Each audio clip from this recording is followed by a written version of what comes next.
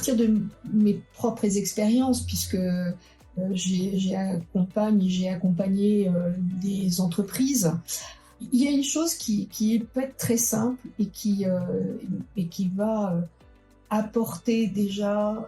ce regard du patient, l'importance du patient, qui est d'aller acculturer les équipes en expliquant voilà, le parcours d'un patient, faire venir un patient, et qui va donc donner en fait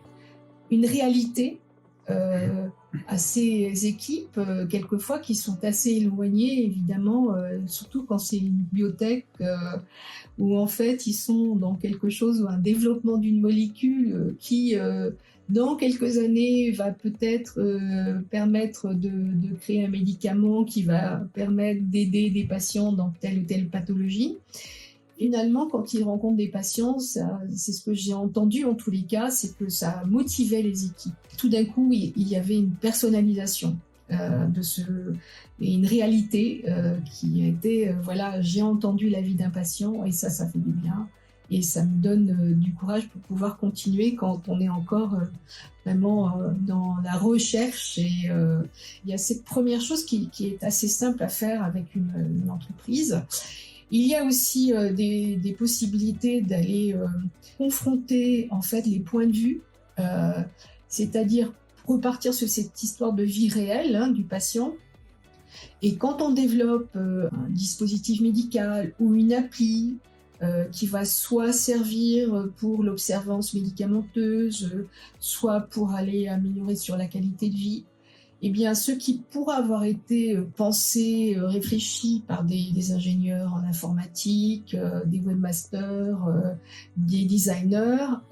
c'est bien d'aller confronter en fait ce qu'ils ont imaginé, et ça le plus vite possible, avec la réalité des patients,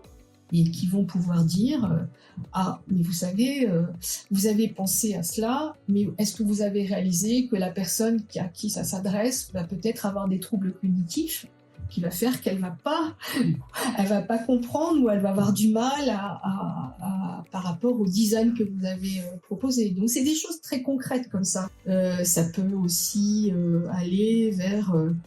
l'organisation de focus group avec des patients, parce que là effectivement à la fois vous apportez plusieurs regards et vous pouvez croiser avec des patients qui sont des patients, on va dire, lambda, et des patients partenaires qui ont donc une connaissance un peu plus du système. Donc il y a différentes manières en fait de pouvoir aujourd'hui travailler entre des patients partenaires qui sont soit des consultants et des entreprises.